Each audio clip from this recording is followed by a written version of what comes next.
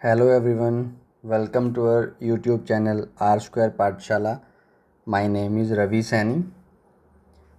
In previous lecture, we had learnt about urban administration. We have learnt that municipal corporation is responsible for administration of urban areas. We have seen the roles of municipal corporations performed in the city. Now, in this lecture we will be starting a unit 4. This is the last unit of this book, social and political life 1. In this unit we will be learning about livelihoods. So let us start with our chapter 8, rural livelihood. So in the first chapter we looked at many kinds of diversity in our lives. We also explored how living in different region has an effect on the work people do, the kind of plants, trees, crops, or things that become important to them. So, in this chapter, we will look at different ways in which people earn their living in villages, and in the first two chapter we will as in the first two chapter we will examine whether people have equal opportunity to earn a living. We will look at the similarities in the life situation and the problems that they face. Basically, we will try to learn about the livelihoods of the rural people, what they do for their livelihoods. Okay. So this we will try to understand in the form of a story. So we will first read about Kalpattu Village. The people engaged in different kinds of work there. Will try to learn the type of work the people engaged in. Then we will look how they earn their livelihood from those different tasks. Okay. So Kalpattu village. Kalpattu is a village that is close to the sea coast in Tamil Nadu. People here do many kinds of work as in other villages. Here too there is non-farm work such as making baskets, utensils, pots, bricks and bullock carts, etc.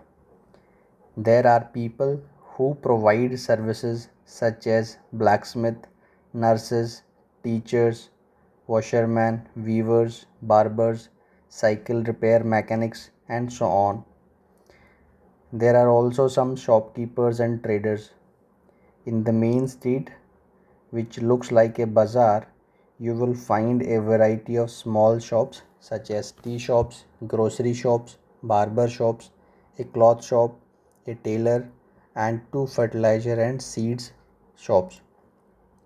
There are four tea shops which sell tiffin such as idli, dosai, and upma in the morning, and snacks like vadai, bonda, and Mysore pak in the evening.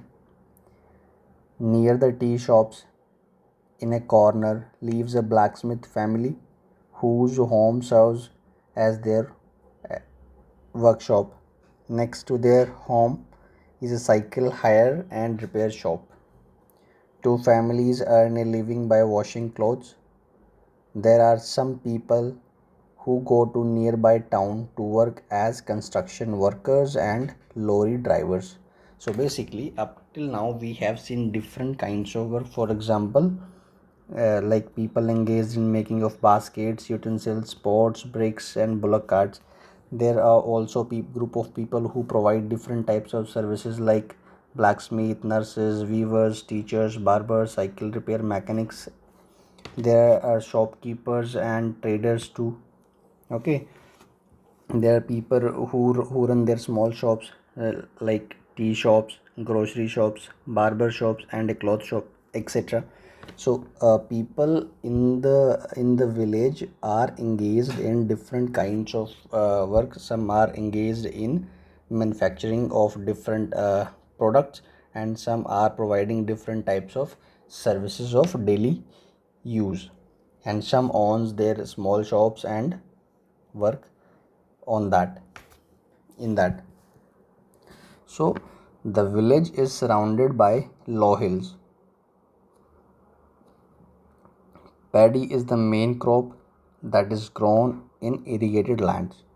So here we have seen the different types of uh, work in which people are engaged. Here we are looking at the geography of the area. So the village is surrounded by low hills, and rice paddy is the main crop which is grown in irrigated lands. Okay, most of the families earn a living through agriculture. This is important here. Most of the families earn a living through agriculture, meaning most of the families are engaged in agricultural work. There are some coconut groves around. Cotton, sugarcane, and plantain are also grown, and there are mango orchards. Let us now meet some people who work in the fields in Kalpattu and see what we can learn about farming from them. So basically, up to now we have seen different types of works in which people are engaged. People are engaged in agriculture, people are running their shops, people are providing different types of services, and people are engaged in making different products like baskets, utensils, pots, bricks, and pull carts. So basically now we will try to learn about farming from the discussion or from the wordings of some of the residents of that village. Tulsi. All of us work on Ramalingam's land. He had 20 acres of paddy fields in the Kalpattu. Even before I was married, I used to work on paddy fields in my parental village. I work from 8:30 in the morning till 4:30 in the evening, and Karuthamma, Ramalingam's wife, supervises us, says Tulsi. So this is one of the few times in the year that I find regular work. Now I am transplanting the paddy. When the plants have grown a bit, Ramalingam will call us again for weeding, and then finally once again for harvesting. So basically Tulsi works in Ramalingam's paddy fields. She works in Ramalingam's paddy fields as agricultural laborer. So now it's the time of sowing. So she is engaged in transplanting the paddy. She will be called in the work of Ramalingam's field during weeding, and finally at the time of harvesting. So this is how Tulsi work in Ramalingam's paddy fields. When I was young, I could do this work with no difficulty, but now as I grow older, I find bending for long hours with my feet in water very painful. Ramalingam pays us 40 per day. This is a little less than what laborers get in my home village, but I come here because I can depend on him to call me whenever there is work. Unlike others, he does not go looking for cheaper labor from other villages. Basically, what she is telling, that the amount which is 40 per day Ramalingam is paying to her is less as compared to what laborers are getting from their home village. So what she is why she is accepting the low amount, because she can trust Ramalingam for work. Whenever there is work in his field, Ramalingam call her. So on one way she is assured of the work whenever there is any work in the Ramalingam's field. So others landowners go for searching for the uh, cheap labor, unlike Ramalingam. So that is why she works with the less amount in Ramalingam's field. So my husband Raman is also a laborer. We don't own any land. During this time of year, he sprays pesticides. When there is no work on the farm, he finds work outside. either loading sand from the river or stone from quarry nearby.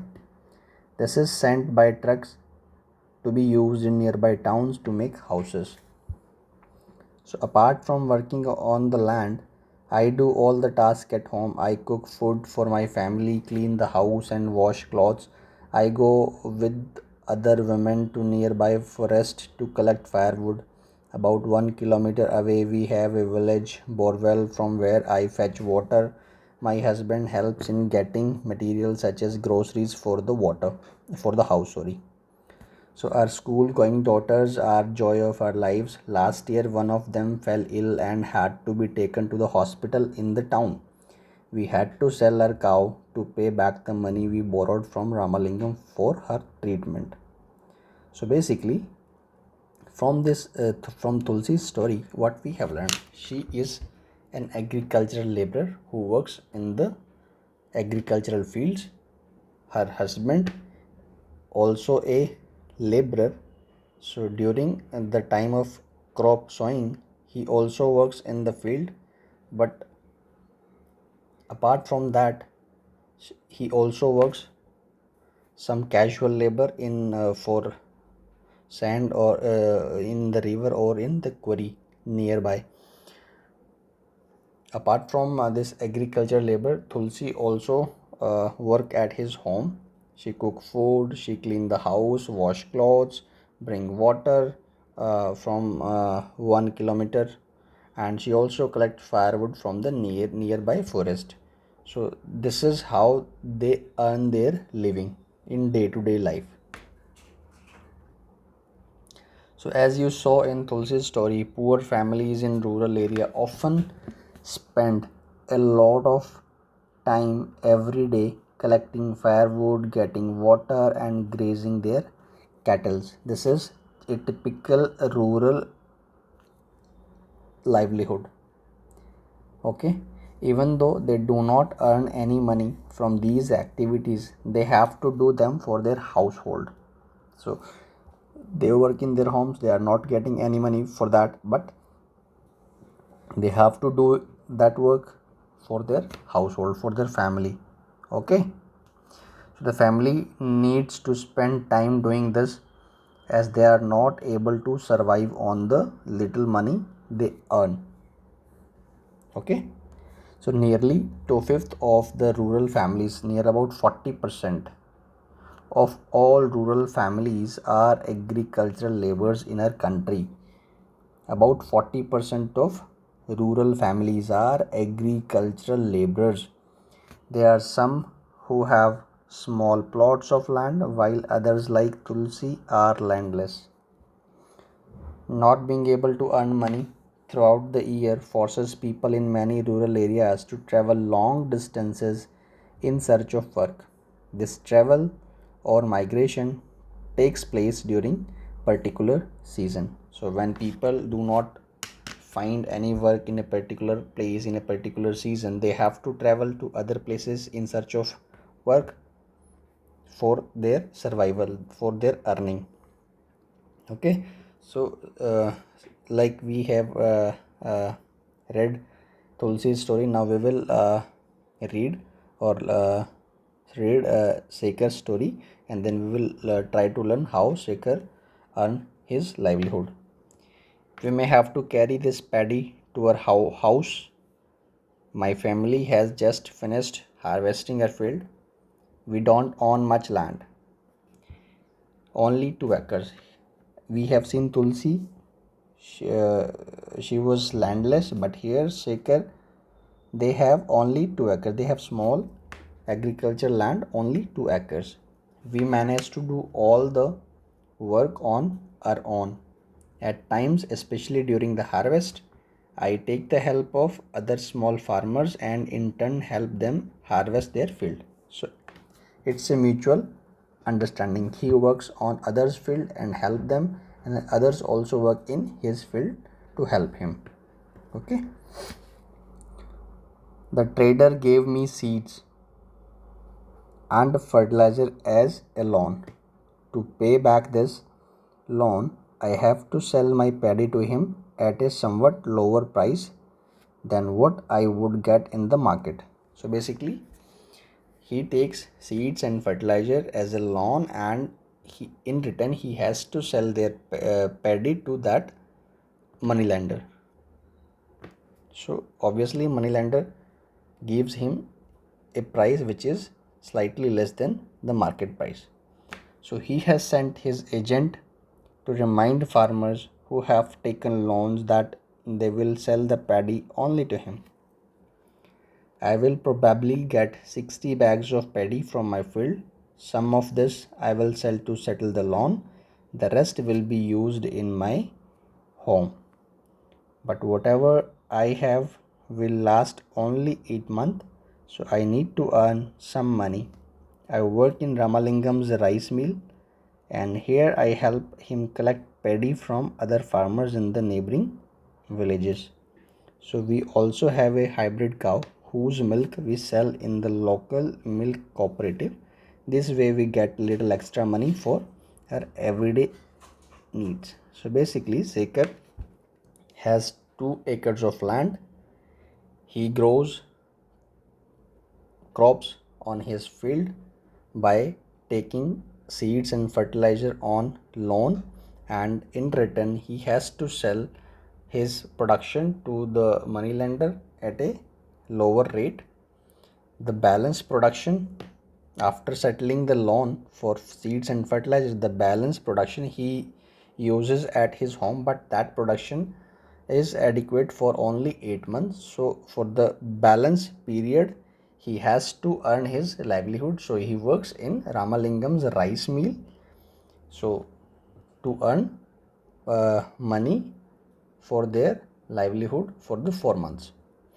And he also has a hybrid cow which gives them, whose milk they sell and get extra money for everyday needs. On being in debt, as you have read about above, very often farmers like Sekar need to borrow money to purchase basic things like seeds, fertilizers and pesticides. Often they borrow this money from moneylenders. If the seeds are not of good quality or pest attacks their crops, there can be a major crop failure. So suppose they have taken a loan,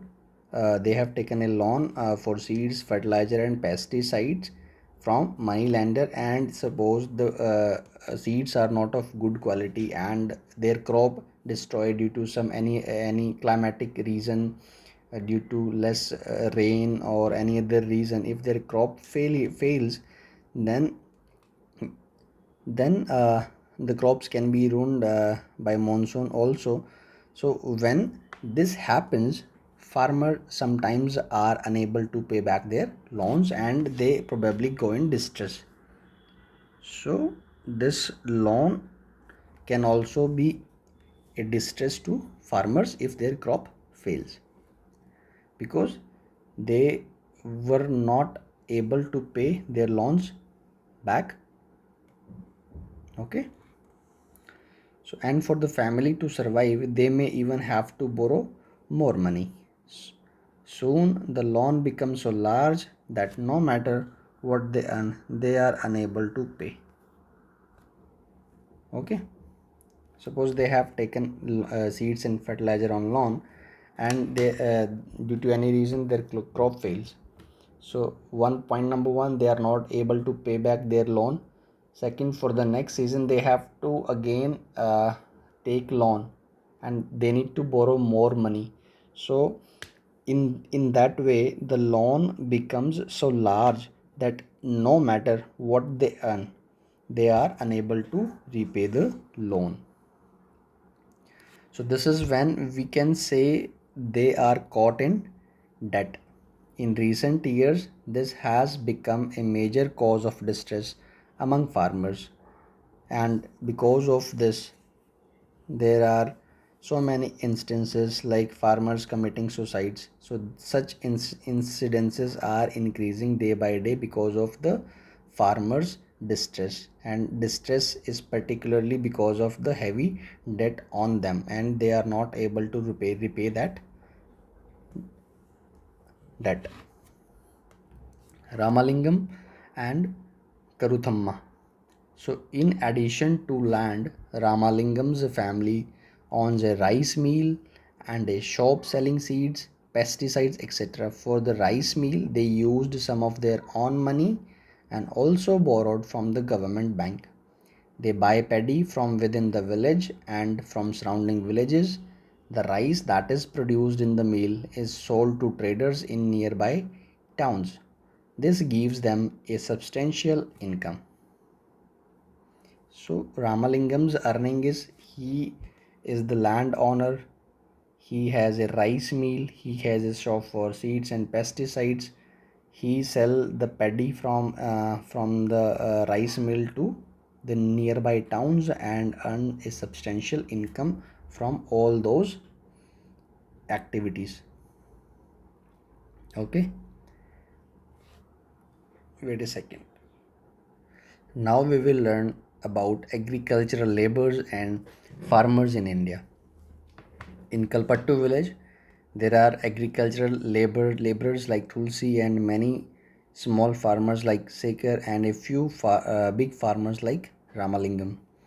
In India, nearly 2 out of every 5 rural families are agricultural laborer families, means out of 100% of rural families, 40% of the families are engaged in agricultural laborers. They do not own land.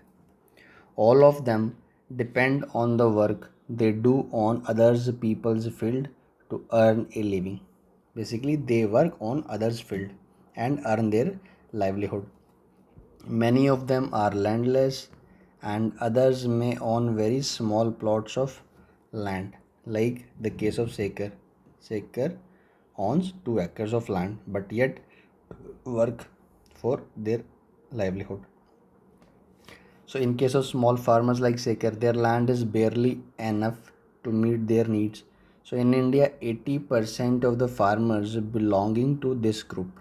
Only 20% of India's farmers are like Ramalingam, means out of total farmers, 80% are the farmers who are either landless farmers or have very minimal land which is not adequate for their earning.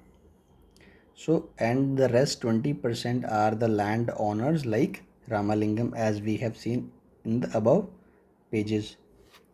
So, these large farmers cultivate most of the land in the villages. A large part of their produce is sold in the market. Many of them have started other businesses such as shops, money lending, trading, small factories. So the 20% big farmers, apart from cultivating most of the lands in the villages, they sell their produce in the markets and they have started their other business along with the agricultural. So we have looked at farming in Kalpattu. Apart from farming, many people in rural areas depend upon collection from the forest, animal husbandry, dairy produce, fishing, etc. For example, in some villages in central India, both farming and collection from the forest are important sources of livelihood for rural people. Collecting mahua, tendu, leaves, honey to be sold to traders is an important source of additional income. Okay. Similarly, selling milk to the village cooperative society or taking milk to the nearby town may be the main source of livelihood for some families, as selling milk was a supplement task or supplement activity for Sekar. For some of the village family, it may be their main source of livelihood. So in the coastal areas, we find fishing villages. Let us find more about the lives of a fishing family by reading about Aruna and Parivelans who live in a Pudupet, a village close to Kalpattu. But Before reading about this, let us first try to understand terrace farming. So, what is terrace farming? This is called Chizami in Nagaland. Terrace farming is called Chizami in Nagaland. The people of this village, Fake district. This is a village, Chizami, in Fake district of Nagaland. The people of this village belong to Chakhesang community. They do terrace cultivation. What is terrace cultivation means? The land on a hill slope is made into flat plots and carved out in steps, like as we can see in the picture. These are steps, and this is terrace, which is converted into a flat plots. The sides of each plot are raised in order to retain water, like this. These sides are raised to retain water. Okay, so this allows water to stand in the field, which is best for rice cultivation. So terrace farming is best for rice cultivation. So the people of Chizami have their own individual fields, but they also work collectively in each other's field. They form groups of 6 to or 8 and take an entire mountainside to clean the weeds on it. Each group eats together once their work for the day is over. This goes on for several days until the work is completed, basically. So they work in a cooperative manner.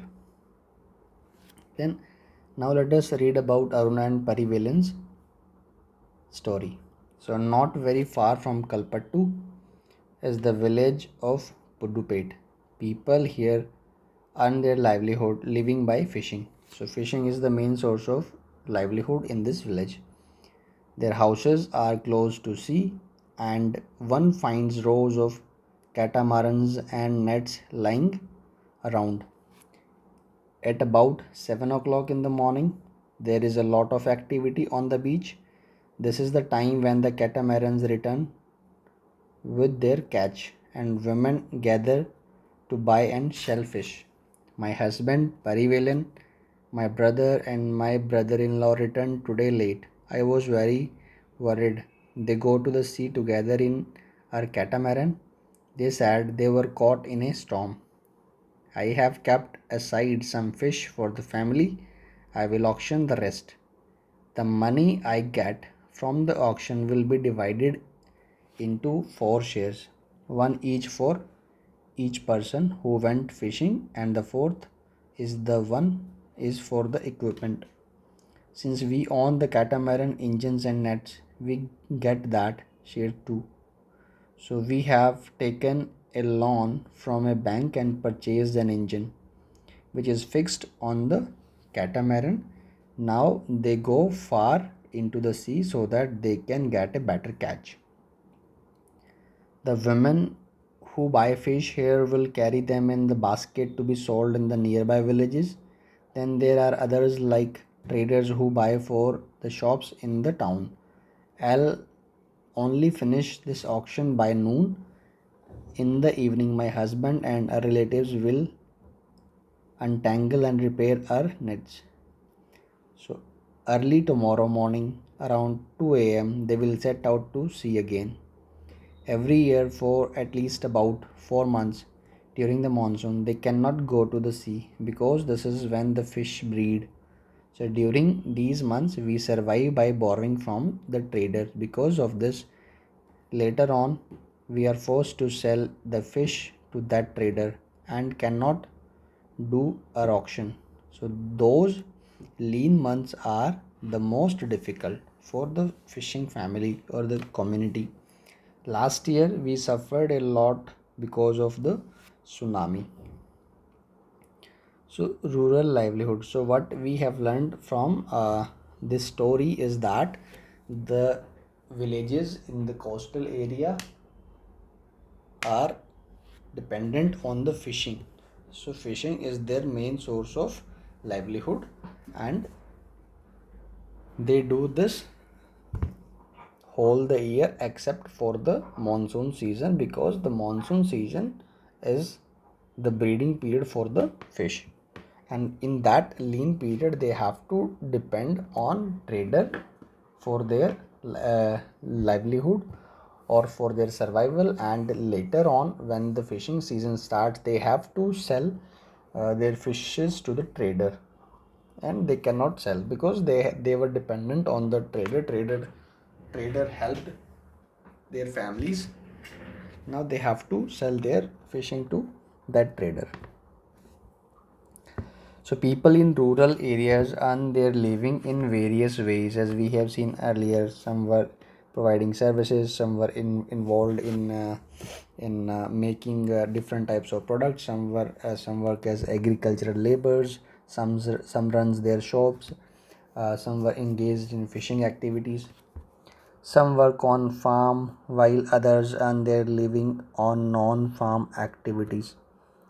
Working on farm involves operations such as preparing the land, sowing, weeding, harvesting of crops.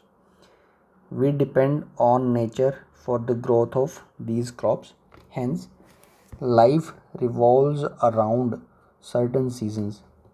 People are busy during sowing and harvesting and less so at other times. Rural people in different regions of the country grow different crops. However, we do find similarities in their life situations and in the problems that they face. How people are able to survive or earn will depend upon the land that they cultivate. Many depend on these lands for work as laborers. Most farmers grow crops both for their own requirements and also to sell in the market. Some have to sell to the traders from whom they have borrowed money for their survival. Many families need to borrow money for their work or when no work is available.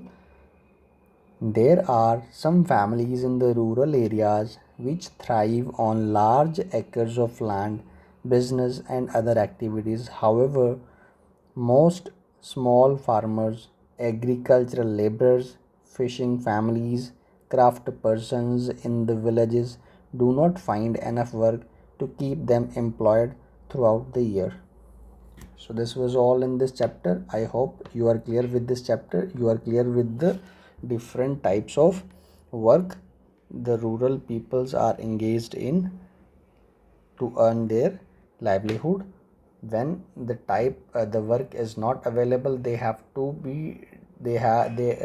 dependent, or they have to be dependent on the traders from whom they take loans, and in the later year they have to work or they have to sell their produce to the trader, because in the lean period trader had given them loan, and in order to repay that loan they have to sell their products or the produce to the traders.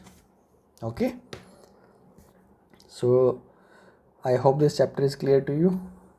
So see you in the next chapter, which will be our last chapter of the book. Thank you very much.